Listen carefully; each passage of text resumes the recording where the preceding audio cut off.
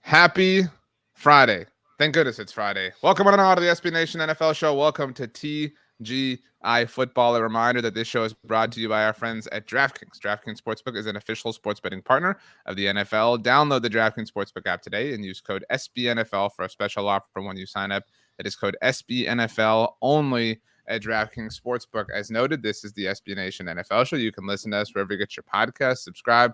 Leave a rating, write a review. You can also watch us on the SB Nation NFL YouTube channel. When I say us, my name is RJ Ochoa from SB Nation's Blog of the Boys. Stephen Serda from SB Nation's Arrowhead of Pride is here. And finally, returning after a 1 week absence from SB Nation's Bleeding Green Nation, it is Brandon Lee Gowton. Stephen, I go to you first. We had a good time last week, and now that vibe is ruined. We did have a good time last week. I felt like we had some great conversations about teams that we like and teams that we hate across the NFL. Those are always my favorite conversations. Just totally pancake teams that I dislike. Love doing that. Yeah. And then we had some good follow through. I ended up watching Guardians of the Galaxy Volume 3 that night. And then we were talking about that over the weekend. So it was just a good Stephen RJ kind of weekend. But Brandon, you're here to ruin that. That's right. Thank you for the warm welcome back. It is nice to miss out on the pod doing it sometimes, because then I get to look forward to listening to something as opposed to being part of it. So I did enjoy that part. I also was intrigued by Steven's recommendation with the comics at the end there, but I have not had the time to check that out, but I want to do that. You were a little bit late listening to it. You fessed up to us. That's okay. We're not mad about that or offended or anything like that. Right. But last week, Stephen and I discussed teams and their various over-unders as far as projected win totals this season, according to our friends at DraftKings Sportsbook. And you liked the idea so much and felt so guilty for missing the episode that you said, let's just do it again so that I can pretend that I was a part of the original. So that's what we're going to do. Especially because, Stephen, you enjoy talking about teams that you like and teams that you hate. So these win totals are taken as of last week. I don't know if any actually have changed over the course of the last 7 days, but just for full context, these were as of Friday, August the 18th. Today is Friday, August the 25th. The threshold to get into the conversation was you had to have at least 9.5 projected wins, again, according to DraftKings Sportsbook. And we're going to talk about whether we like that, whether we like one side of that or not. Stephen, do you think Brandon should go first or last because he was absent last week? I think he should go first because he's eager to talk about it. He's the reason that we're going down this rabbit hole again. And so I'm on board with it. I think he should go first.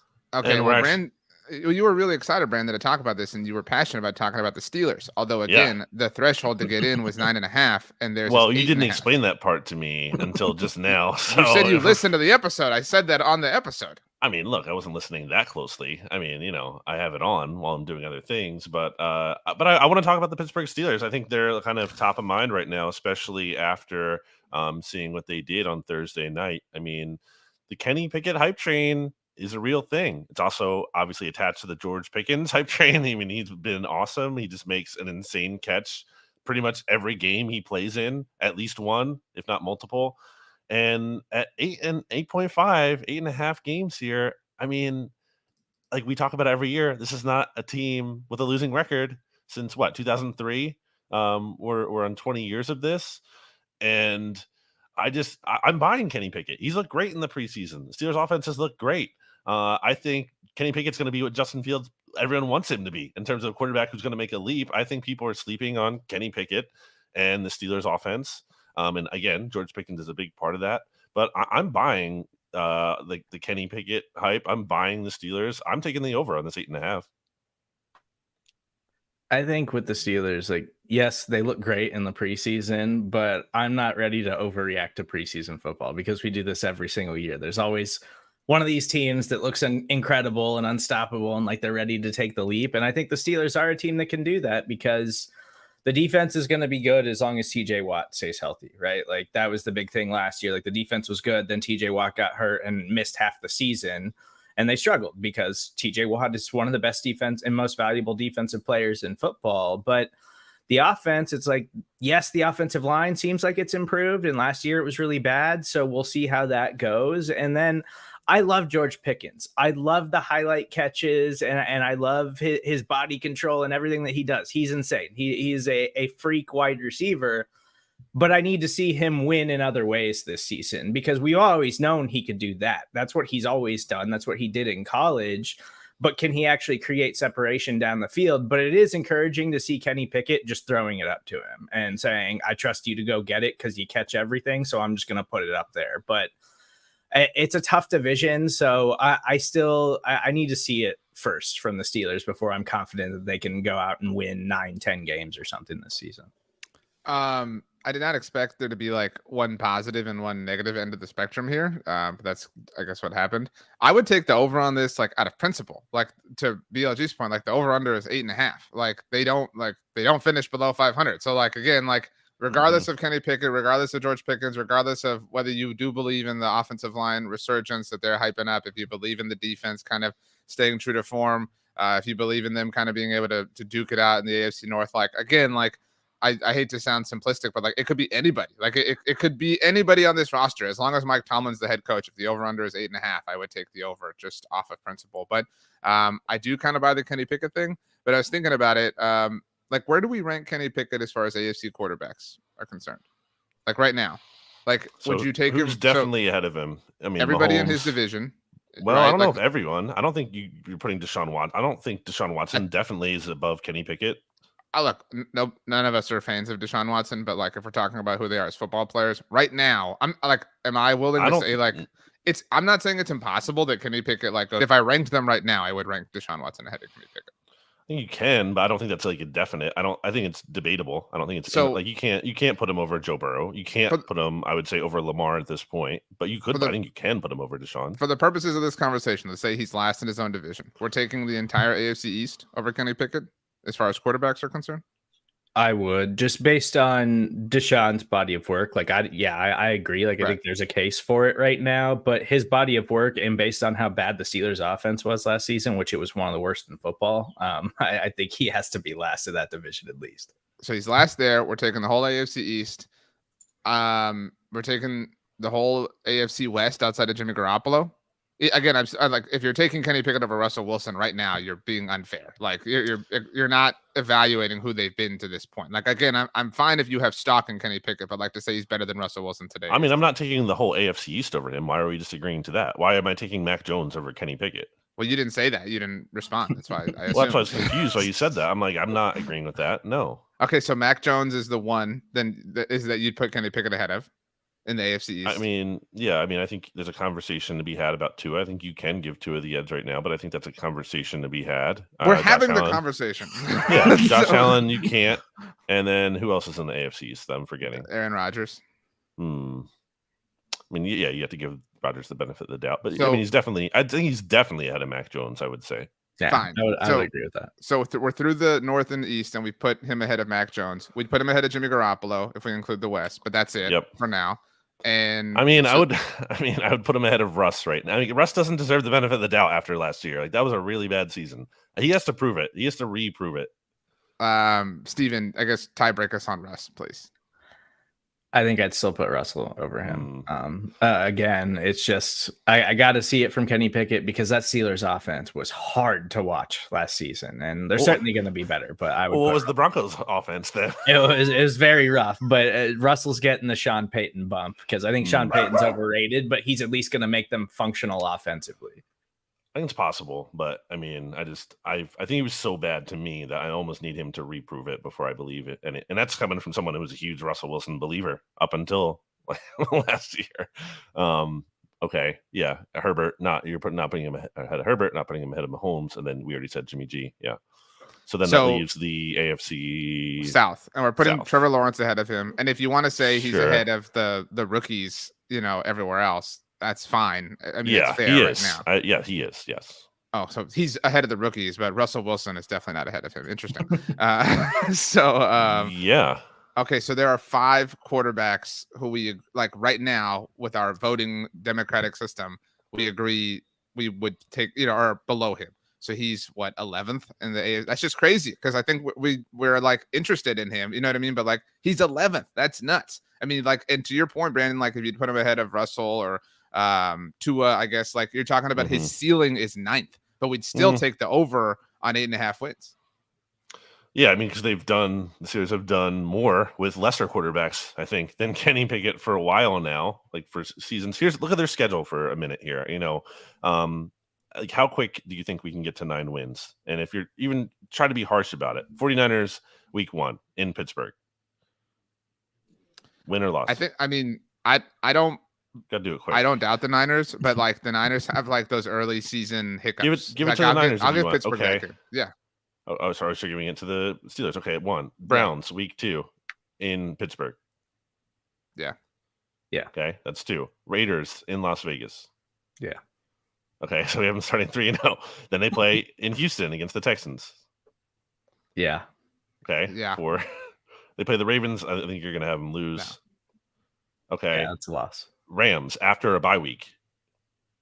That's a win. Yeah, I mean, okay, we have them at 5. Jags.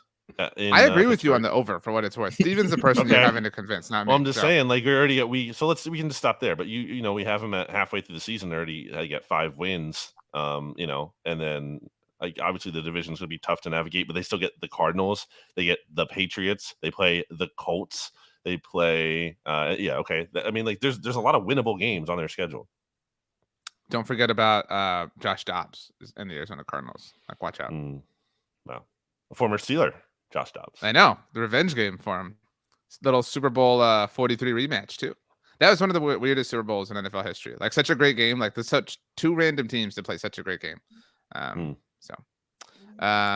so 2 of us will take the over on the Steelers. Steven, you're the outlier here, but what team are you taking the over under on, and why? I am going to take the over, and I mean, maybe I'm stepping on BLG here, but I think I'm going to take the over on the Philadelphia Eagles at 11 and a half.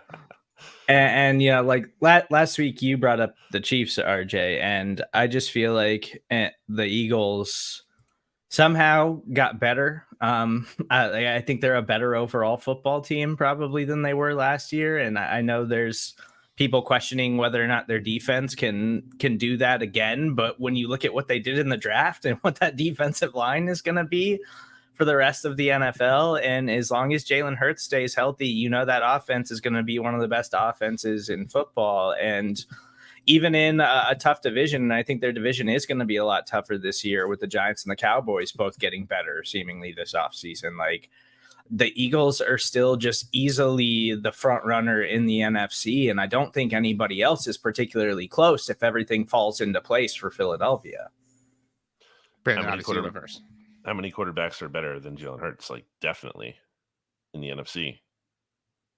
I mean, definitely there isn't one. I mean, there's right. But even if you ask that question, like how many are debatably, like Dak would be a debate, and then like who is even a debate? You know what I mean? Like it feels like they're such head and shoulders above the rest of the field. It would have to be like Justin Fields making the leap that Jalen Hurts did. It'd have to be something like that, or Stafford Bryce Young lighting it up. Stafford returning to form. Kirk Cousins like taking a leap as well. Like it'd be something like that. You're right. Yeah, it's just it's not like it's possible, but it's not really likely. And even if some of those, like all of those things couldn't happen, probably one of those things might happen, but it seems unlikely that a lot of those things would happen. So certainly, 11 and a half is tough for me. I think I'm like, it's a good line to set because I think I have them like 11 and 6. I have them just under that. And I think the division, and I've said this to you, RJ, I think the division is going to be really close. It always is.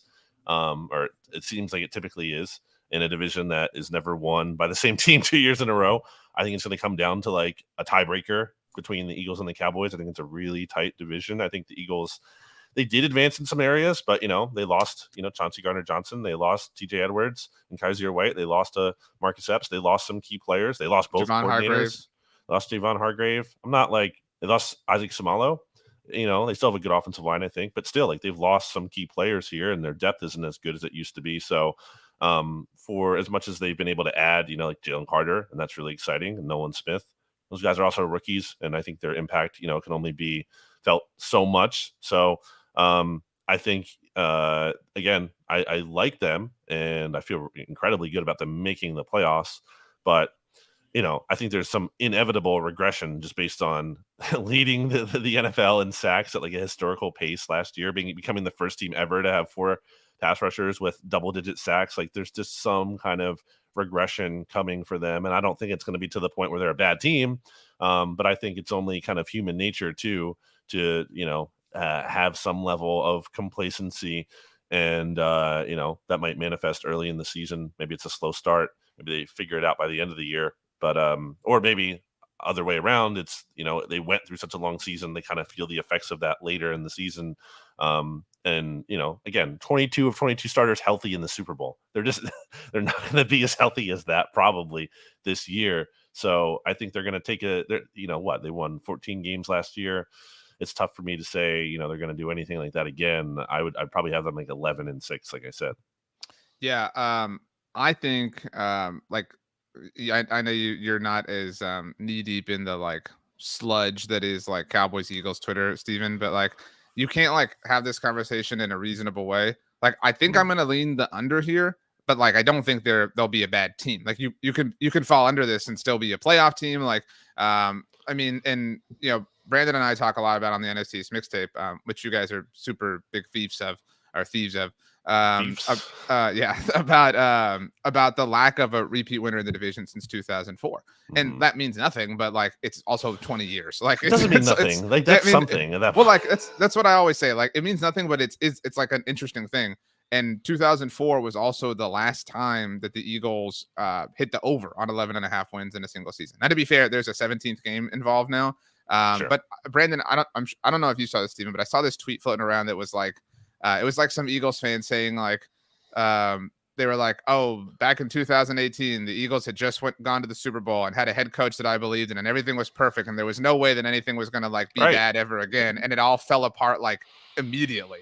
And so I think again, like the Eagles are a great team. Like there's no denying that, but like I do think some of the shine will wear off. I mean, there's a case that last year was literally the greatest season in Philadelphia Eagles franchise history. Yeah. Obviously they fell, just shy of adding the ultimate thing to it. But so yeah, I think regression is inevitable, but I do think they'll be a very good team. Where I would really struggle is if you told me the over under on wins between the Eagles and Cowboys was say 22.5. Then I might take the over, because I think that it will balance between the two of them. I don't believe as much in the Giants. I think Brandon and I are simpatico on that. But yeah, I think 11-6, maybe 10-7, and they're still a playoff team. Like, I think that's kind of where I feel the Eagles might fall this year. Yeah, I think no back-to-back division winners for 2 decades is pretty astounding. But I just, and there are some concerns with the Eagles. Like their coaching staff got gutted this offseason because they were so good last season. And so there's a lot of new things that you have to work in, but you assume that they've got a great enough roster that they're going to be able to be right back there and right back in the mix. And the injury thing, like that's probably going to regress. Like those things just tend to happen. And the Chiefs got pretty lucky with some injuries last season too, and they've got a bunch of injuries coming out of training camp right now. Like it's already not looking good for them. So that's definitely a concern. I'm a believer in Jalen Hurts and the offensive talent and the pass rush and all of that. So I think they're going to be right back there.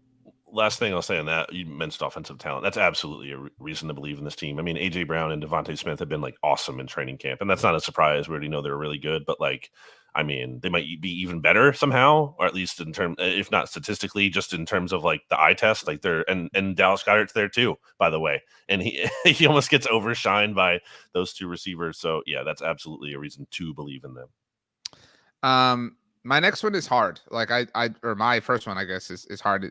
It's hard for me. And I will say, BLG, you brought up, I think before we started recording, I mentioned Madden with the Jaguars last week. I had said that I was going to be the Seahawks on my Madden franchise with my cousin this year. I've turned it about face. Wow. I'm going back to a familiar spot. I'm going with the Bears. Some of that's like the dogs in my life. But anyway, I was super bummed about the JSN thing this week. Like that was just, all injuries are such a bummer. You have to say the context for your dogs, by the way. I don't think you told the we got it. Well, I feel like that context was obvious. Like I said, dogs. We got another dog, and we named her Lady. Yeah, but you didn't. Did you explain that to the listeners? Well, I mean, I thought it was obvious. Like the fact that I said dogs. How's that obvious? Like the fact that it was plural was like that was the obvious. Well, maybe someone didn't, We got a know second dog on Thursday night. Her name is Lady Bear. So we have Bear and Lady Bear now. So Boom. if I was anybody but the Bears in my Madden franchise, like it'd be a tough scene for me in my household. But I thought you were saying you thought it was obvious that you named both of your dogs Bear and Lady Bear. Yeah, because you picked the Bears and Matt. No, it's the other way around. So we named her Lady Bear to go along with Bear to have like the pair now. It's awkward that word rhymes with this, and so now that I'm in the process of picking a Madden team, I can't not pick the Bears. You know what I mean? Like, what kind of dog dad would I be? But anyway, so I'm kind of jumping off the Seahawks bandwagon a little bit, and that's kind of like timed up with my football feelings about them. So the over under on Seattle is 9.5. Do either of you know how many games Seattle won last year? It was like 10. In a year where I think we all agree they overachieved to a degree. They were under. They won 9 games last year, and I think we agree that last year they kind of held it together. I just don't know that I said this last week about the Dolphins to Stephen. Like, I'm fine being wrong here. You know what I mean? Like, there are certain things that I don't want to be wrong about. Like, I'd rather bet on or whatever. Like, I'm fine being on the wrong side of this and not believing.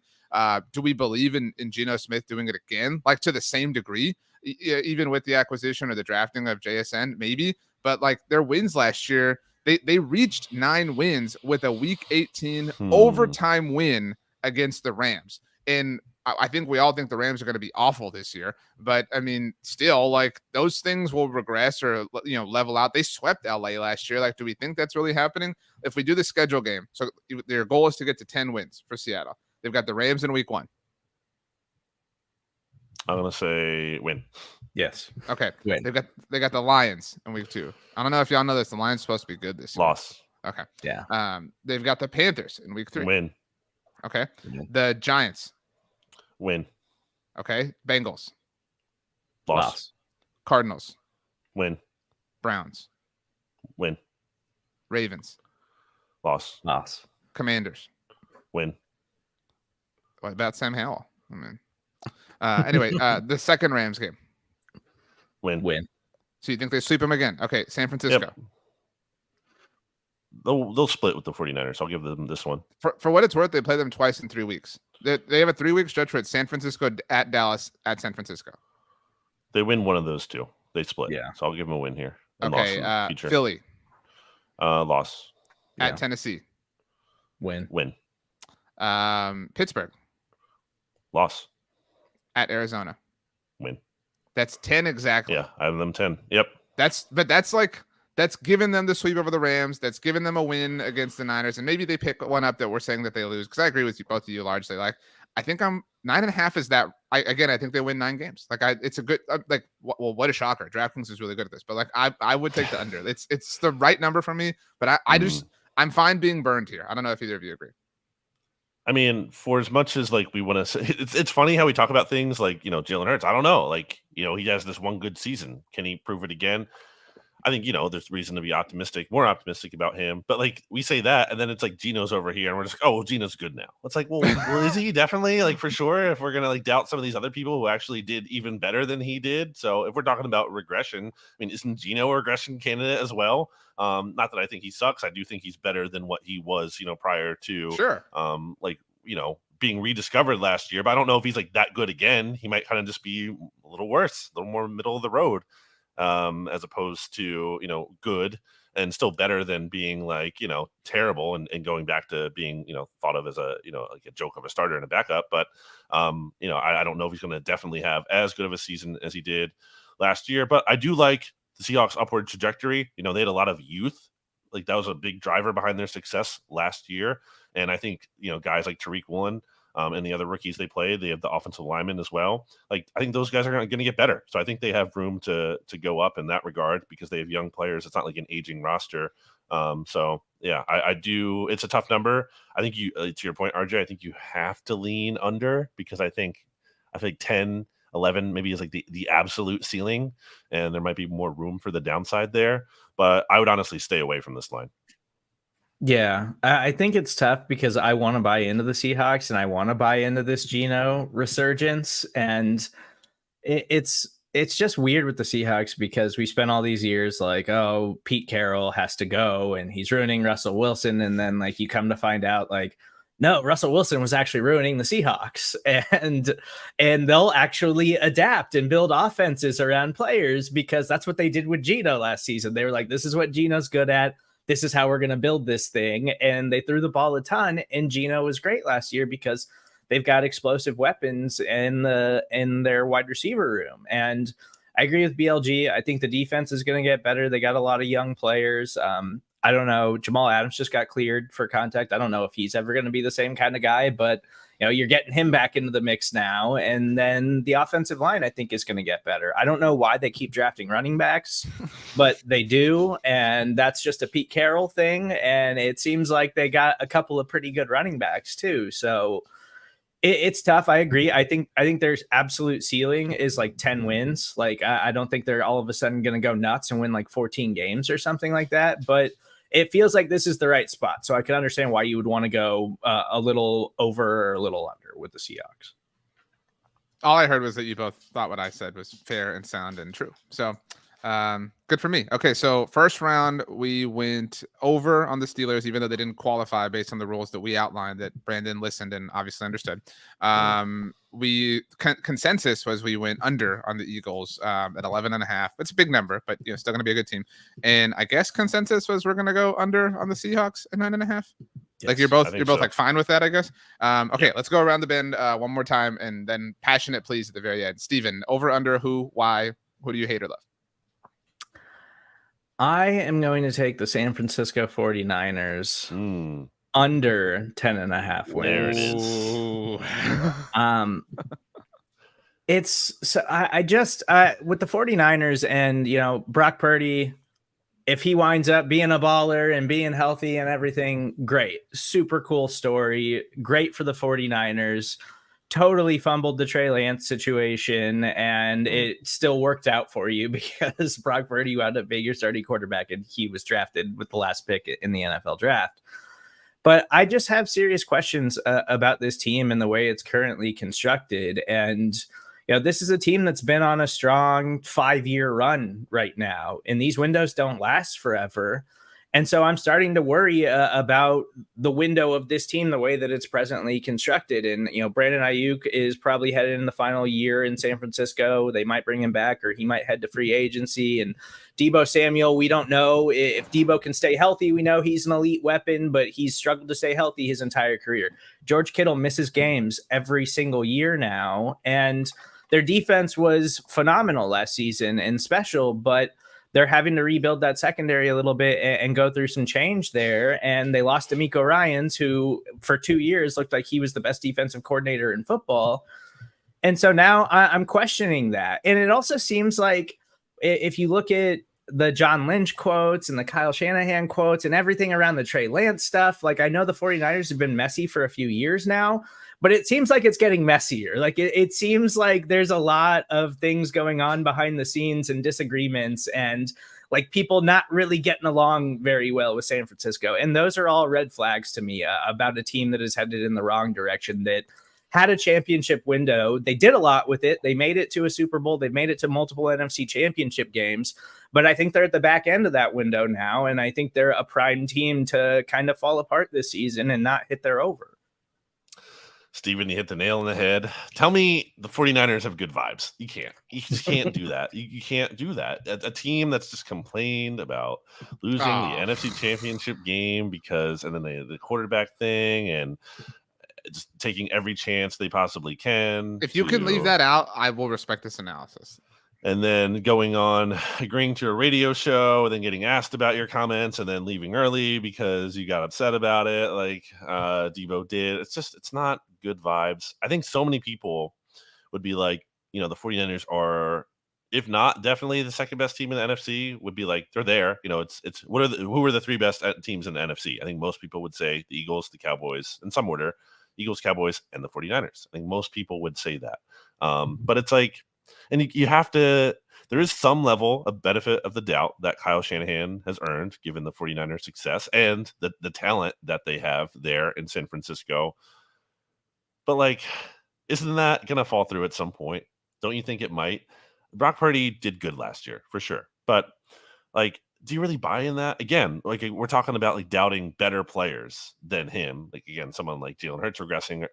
What does it look like when Brock Purdy regresses? Like I'm not excited to see that. And not only is the regression a factor, but also coming off a significant injury, and the fact that according to all reports, he hasn't looked like amazing in training camp or anything. There hasn't been this great separation between the three quarterbacks that they have there. So not buying the 49ers. I do think that Javon Hargrave is a really, really nice addition for them. He's great. I think he's going to make an already good defensive line even more annoying. I think they're going to be, they're going to be a team with a winning record, I believe, but 10.5 is a lot to just assume they're going to get to that.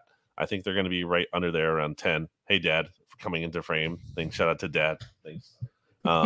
Forgot he was here. Ask him how the cafe was. Dad, how was the cafe? Really good. They can't hear you. I have to. I'm on the microphone, so I have to. The microphone picks up other noises like besides you, so we can hear. Yeah, but I mean, like not like loud. So he said it's good. He liked it. Good. Dad, would you take the over or under on 49ers winning 10.5 games this year? Do you think they're going to win more than 10 or fewer than 10? I would say fewer than 10. Dad says fewer than 10. So there you go. He's also been around you and hearing the entire thing that you've been saying for the last. Well, I don't. Yeah, but not everyone. I don't know. I can't tell how good the audio is from where you are. No, I'm saying, but he's in the room with you. Like he's obviously been listening to your, spiel. He's your son, or you're his son. So like he's gonna like support you. I mean, like I'm not doubting other things. I'm not doubting Mr. Gowton's analysis. Look, Mr. Gowton's a friend of mine, so like I'm not doubting his analysis. I'm just saying, it might be a little bit biased in this particular case. Okay. If you want someone impartial, truly impartial, I'll jump in here. I think you're both right. I don't know that I realized I felt this way until you both kind of like Stephen, you were this like catalytic moment for me, like sort of like like in the How I Met Your Mother episode where Lily talks about like breaking the glass. Like you broke the glass for me on the 49ers, so to speak. I agree. The vibes thing gets annoying. I think it's dumb to be mad at them for being upset with the way they lost the NFC Championship game, especially considering that Eagles players have moaned and groaned about the field for nothing but 6 months as well. It's okay to be mad that you lost an important game, which, the Eagles did, the Niners did. It's fine. But I don't know, like dynasty is not the right word. I wish we had a word for teams that had these great runs that didn't do anything, like as far as the big picture is concerned. The like 90s Bills, staying power. The 90s Bills are a great example, like the best example. The 70s Vikings, the kind of, Alvin Kamara draft class of the Saints, like they were this team before, right? Like they had this run and like they had these horrible ends, the Marcus Williams, the Minnesota Miracle thing. Like, they just never, ever, ever truly had it realized. And the Niners are really kind of floating closer and closer and closer to that. I mean, I know we all like joke like, oh, the quarterback doesn't matter. Like at some point it will. And we've like a big talking point like on this episode has been regression. I sent Brandon and Stats this tweet from Bob Sturm on Thursday. And like, Stephen, would you not agree that like we've seen the best football that Brock Purdy will ever play? Like, I mean, that sounds ridiculous to say, but like we've seen it. And the Niners are another year older. They're another year of wear and tear. You're right. George Kittle always misses time. They can't use Deebo Samuel the way they did at kind of the peak of his powers because of that, wear and tear. Like this is a low number for me, but I also like they do you guys remember how many games they won in 2021? Because I didn't. I just looked it up. So like we're talking last year they won 13 games. Anybody know off the top of your head? 2021.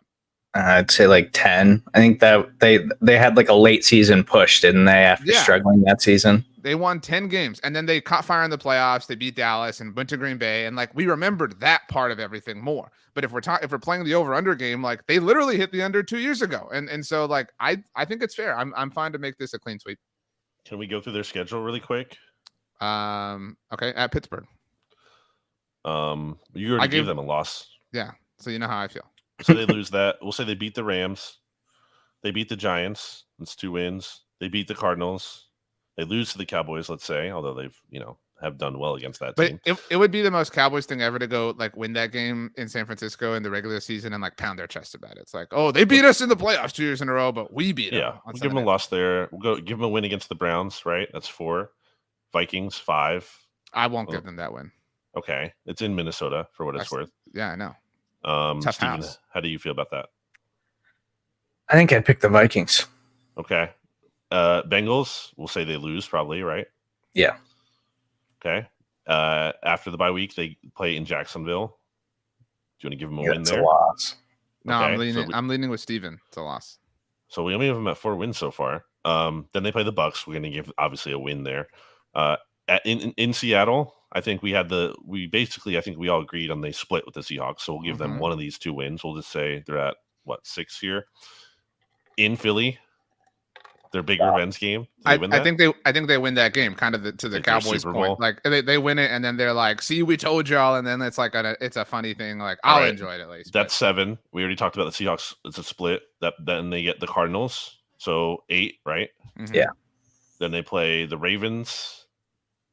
That's a loss. Yeah. Okay, so we have them at 8, heading into Week 17 against the Commanders. They beat the Commanders. But even if they win both those last 2 games, that's under. And then Rams. Yeah, so we have them at 10 at the most. Yeah. Yeah. But I mean, their ceiling is like 12 wins, but I'm fine not betting on that. Yeah, I would take the under. Okay. Good job, Steven. Look at you. your Eagles one kind of like blew up in your face. Like BLG and I are both like, that's dumb. And you messed up. But it's not dumb. You know. I think it's tough. It's very close. I didn't expect to be the most optimistic person about the Eagles on this podcast. Okay. So that was, I think that was the first one that was a pure and total clean sweep that met the qualifier because the Steelers didn't. So that being said, Brandon, who's your second team and why? Looking at the list here. If only you had been prepared. Well, if only. You want me to go first? You want me to go or second, I guess? Because I'm ready. I guess I'll take the over on the Saints. I mean, that division is just not. It's not a good division, man. Dude, their schedule is so easy. I mean, the Bucks are pathetic. I think it's going to take some time for Bryce Young, and who else am I forgetting? The Falcons. I don't fully know what to make of the Falcons, but I'm not buying Desmond Ridder, and I'm not buying Taylor Heineke. So yeah, I mean, I think the Saints have by far and away the best quarterback or the most reliable quarterback. I know Derek Carr has his faults, but he is like a credible quarterback. And I don't think the other teams necessarily even have that much. Saints still have a good defense. And you mentioned their schedule here. Titans, they get the Packers, they get the Bucks, they get the Patriots, they get the Texans. They play the Colts, they play the Bears, they play the Vikings, they play the Giants. The Rams, yeah, I mean, yes, they can get the over on this. My take, Steven, is I think the NFC South will send 2 teams to the playoffs. I think the Falcons and Saints are both playoff teams. I mean, I take them both over, but it's really not like they might be the 2 worst teams in the NFC playoff field when it's all said and done, but like their schedules just line up so well. Like I'd take the over on both of them. I would take the Saints. I don't buy the Falcons at all. I have no faith in Desmond Ridder being able to take that team to the postseason at all. This is pretty easy. So I only have one question on it. Brandon, how will you feel if and when the Saints might be like the 2 seed, like, you know what I mean? Like, cause they have okay, Peter King. No, but that's what I'm saying. Like their schedule, like you said it, like it's not hard to get to 12 or 13 wins. Like just looking at their schedule right now, like we got to play the games and everything, but like that's conceivable just based on how bad everybody else is. So how much will it annoy you? Speaking of, if Peter King tweets out like after week 18 is over, like I told y'all last year. I mean, no, that's not, you can't do that. It's not the same thing. I think the Saints are clearly the best team in the division, but you also have to take into account that Derek Carr is going to cost you a couple of games. Sure. So I don't think that they're going to all of a sudden be the 2 seed in the NFC, but the NFC is kind of bad. So when has Derek Carr ever been on the best team in his division, and B, Never. Been so far and away the best quarterback in his division? Never. No, never. I mean, like, and I would argue that if we look at the gap, like the measurement of it, the gap between the best quarterback and the second best quarterback is the largest in this division as opposed to any other. And that's acknowledging the greatness of Patrick Mahomes, obviously, but like Justin Herbert's really good too. Like the gap is so wide here, and that seems significant. Yeah, I mean, who is the next best quarterback? You're probably going to say Bryce Young, but maybe, you know, if things click and he looks great right away, but that's a big if. Do you have any passionate thoughts on the Saints, Steven, besides everything we said?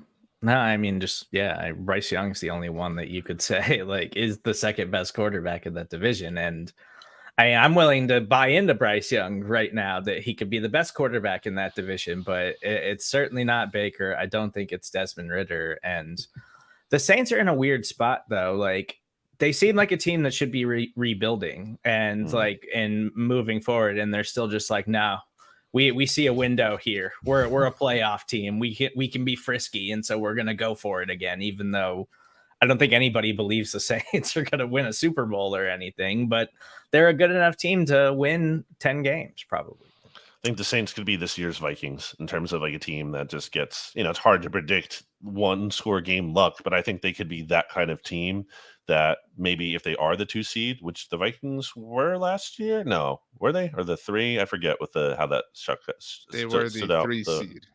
But like they were the 2 for a while, I think, before losing it there.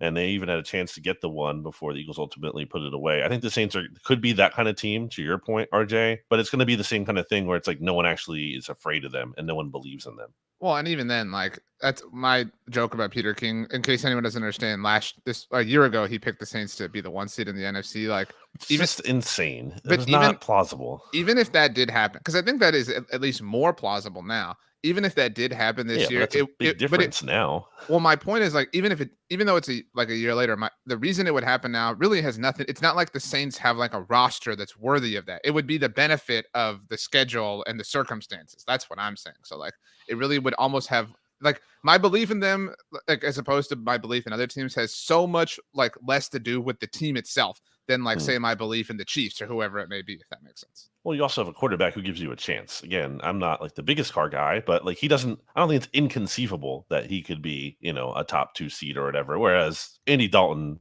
and Jameis Winston and Taysom Hill, any of those guys, to give them the idea that they could just be a 1 seed quarterback, there's no good reason to feel that way.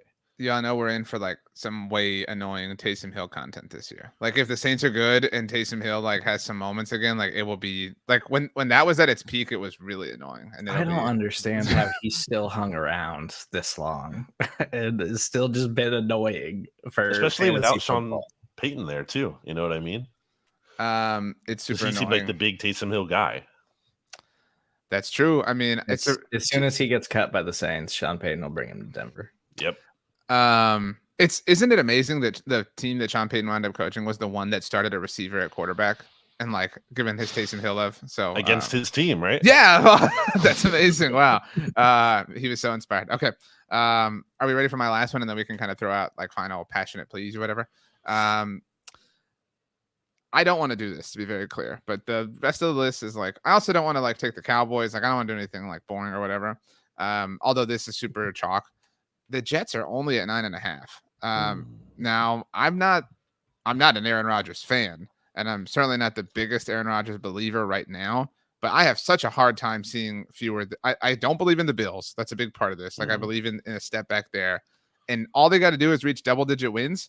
Like, if we go through this, like, we all agree they'll be better. And I hate the take of like, oh, the defense will be the same and the defense will be fine. And all the offense has to do is just be better than like, no, like that's not how this works. But like their defense is very, very good. Like it's conceivable that they will be good again. And the offense will certainly be better. And so 10 wins for the Jets. If we do like Buffalo and at Dallas, those are their first 2 games. 0-2. Steven. I think they'll get 1. Oh wait, yeah, they'll beat the Cowboys. Never mind. Rodgers always does. If they're 0-2 though, and a loss, and it's Aaron Rodgers' first loss ever against the Cowboys, that would be a really, really fun way to send them to 0-2. But so fine, let's call it 1-1. New England, win. Okay, Kansas City, loss. At Denver, win. Philly, loss. They've never beaten the Eagles, loss. I did know that the Jets as a franchise have never beaten the Eagles. And they're like 0-12 or something. That would be so funny if he lost to the Cowboys for the first time and then they beat the Eagles for the first. That'd just be really funny. Okay, but it's fine. At the Giants, the MetLife Bowl. Eagles. What? Yep, I'm thinking the Eagles. So we both think we all think they'll beat the Giants. By the way, did you guys see Victor Cruz had a quote that was like, the Jets will be better, but New York is a Giants town? Is there like, I don't live on the East Coast, but is there like a thing? Like, is this like are people like passionate about this? Like, There's no Giants town. New York City is not like. No, it's not how New York City works. So we gave them the Giants. That's 4. The Chargers. I'll give it to the Jets. Yeah. Okay, so we're at Both 5. At the Raiders.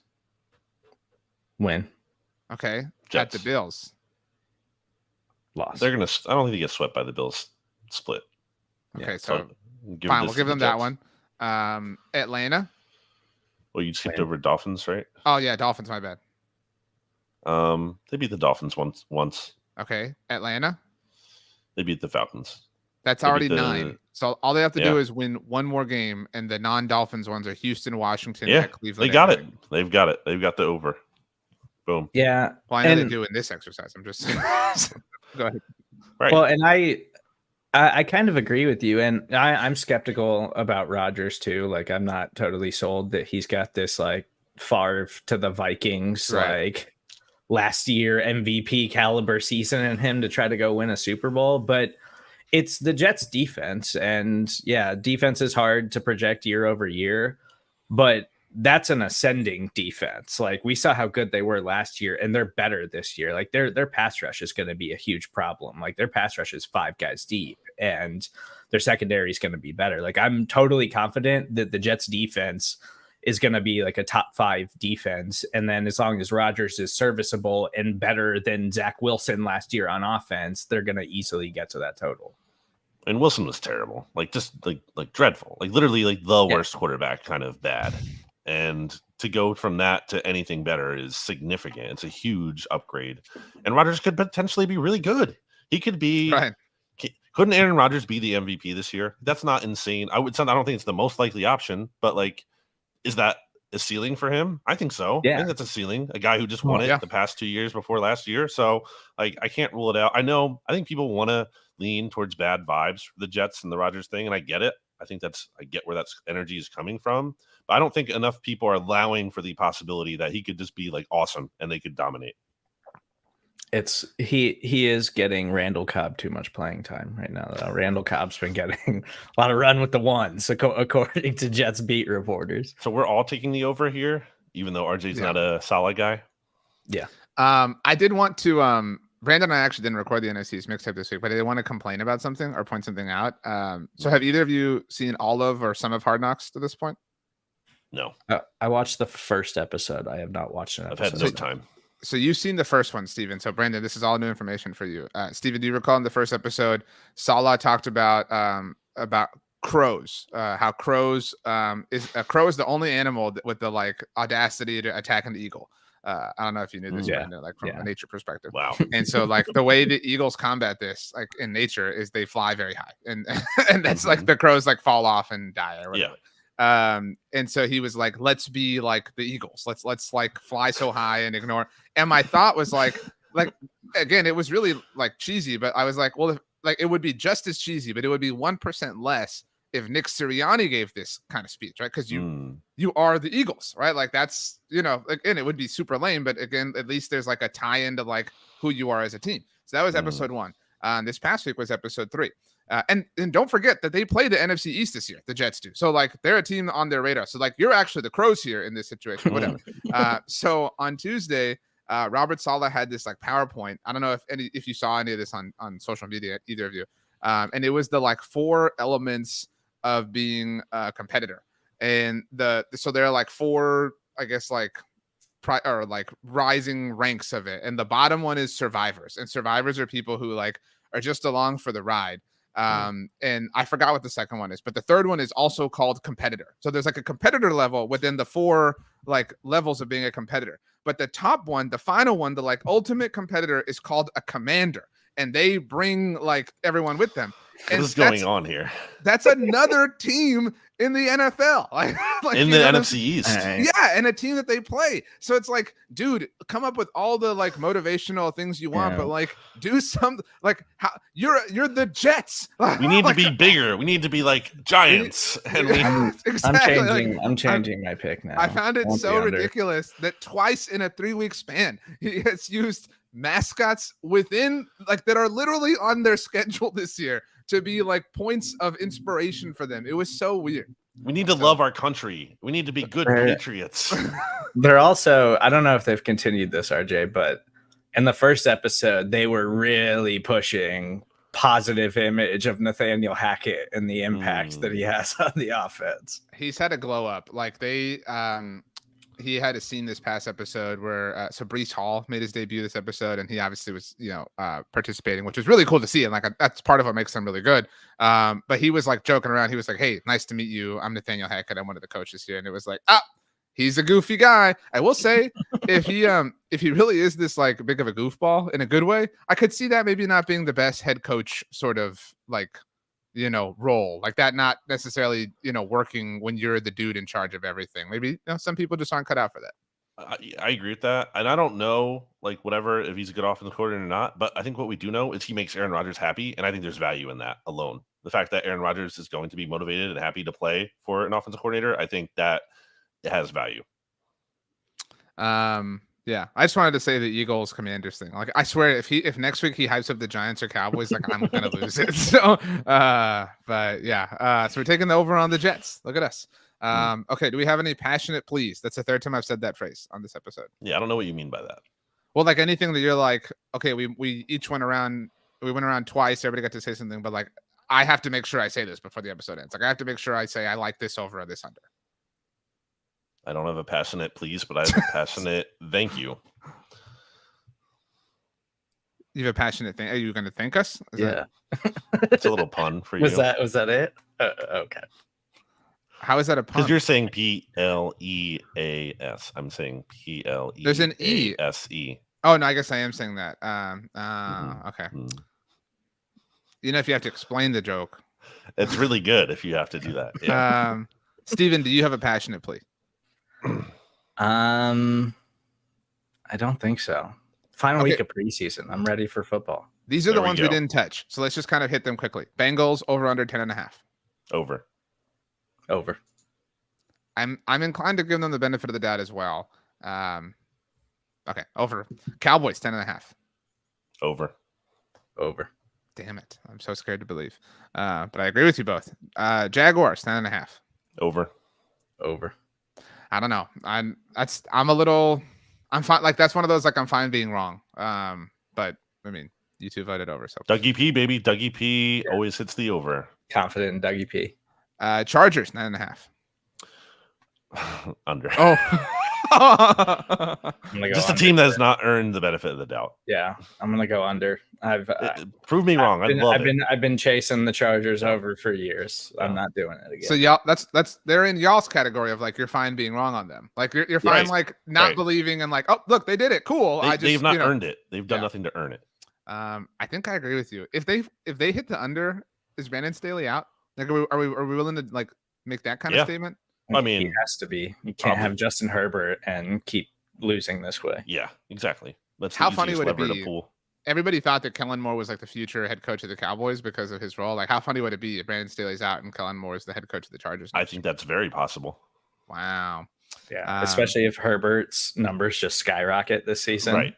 They figure out that like, oh, you were trotting Justin Herbert out there with that dude for years who wasn't letting him excel. Mm-hmm. That's actually our last one. So let's do the schedule game for the Chargers real quick because we're all taking under here. So they're not hitting double. You didn't do the Ravens, did you? Because you have that in here too. But you didn't mention them. I thought we did that last week. I could be wrong. It's on this list. Ravens are 10.5. I'm gonna go over. I'm gonna go over too. Steelers will be a better team than the Ravens this year. Oh my gosh. Steven, did you know that a long time ago the Steelers and the Eagles had to form one team together and that they called themselves the Steagles? Steven, don't say it. Don't say anything. Just keep going. Just let it roll. Okay. The Chargers, really quickly. Miami, week 1. No. Loss. This is for who? This is for the Chargers. Yeah. So Miami, week 1 for the Chargers. Loss. Man, that'd be hilarious if they lost, and then and if Tua went off, like that would be so funny. I'm really almost rooting for that. At Tennessee, win. Okay, at Minnesota, win. Yeah, I think they'll win. I think y'all are both wrong. Whatever. Vegas, win. Dallas after the bye. Loss. Loss. At Kansas City. Loss. Loss. Chicago. Win. At the Jets. Win. Loss. Loss. Detroit. Win. Yeah. Win. At Green Bay. Win. Win. Baltimore. Loss. Loss. Ooh. At New England. Win. Denver. I'm at 7. Win. Yeah. Win. Okay, so they just need 2 more to hit the over. At Vegas. Loss. Steven. Loss. Fine. Let's just roll with it. Buffalo. Loss. Loss. At Denver. Loss. Loss. They're not losing all 3 of those games in a row, but I think they're Why gonna not? It's the split. I Chargers. think They they'll could split absolutely with collapse. Denver. say They might win split that with one. the Chiefs too, because Yeah, they always and- play the Chiefs really close. But that Chiefs game in week 8 or excuse me, week 19 is home for them, and it's week 19 or week 18, whatever. And it could be insignificant for the Chiefs. Like if history is any indication, like that might be what lends to them hitting the over, which would be, frustrating for a lot of people. But I mean, they're right there. I mean, and that's because y'all gave them wins against the Vikings, the Bears. Like those are kind of touch and go ones, you know what I mean? Depending on, if this or that takes off in 2023. So The Lions matchup could be right. like a total toss up when we get there. the Lions vibes are actually Steven and I agreed on the under on the Lions last week, Brandon. Can we get your 2 cents here? I do think there's a little bit too much Lions positivity going on, but I also don't love the other teams in that division. So I think there might be some by default. They can do it. So we call that a Saints bump. So we call that. So okay, let's get out of here. But before we do, one non-football thing, could be anything you want, because it's TGI football, but it's also TGI Friday. So anything that's on your heart or in your mind or in your soul that isn't about football. Steven, you go first, por favor. I am hopeful to go see this new movie Bottoms this weekend. It looks like it's going to be really funny. I'm excited about it. You want to tell us the plot, or I mean, like, it's like I think it's like a high school like girls fight club kind of like dark comedy, but it's supposed to be really good. I'm excited about it. Okay, what's your big movie person, Steven? Like, are you a snacker like at the movies? Like, no, I usually don't eat anything at the movies. I just like going to the movies. I try to go like once a week, but don't always happen. Okay, that was good. That was a good non-football thing. A+. Brandon. Happy birthday to my friend Jess. She turned 28 this week. Shout out Jess. Going to Dave and Buster's tonight to have fun and celebrate. You're gonna eat a slice of pizza? I don't know. I might not get food there. It's probably just play the games. Okay. Well, thanks for letting us know like the intricate details of your plan. But that was a good non-football thing too. A-. Because we don't know your food plans. Steven gave us his food plans. So I got a new dog. That's my non-football thing. So yeah. Lady Bear. That's right. Let's leave. We should always sign off with TGIF, in my opinion. Okay, you say it then. TGIF. Steven, now you say it. TGIF. I don't think we had to do it like this. This is bizarre. Okay. Well, I'm not gonna say it. So at least you both said it. So I'm just gonna end it. Okay. Yeah, I think the TGIF is like the Zap. It's just like whoever says it first, the show is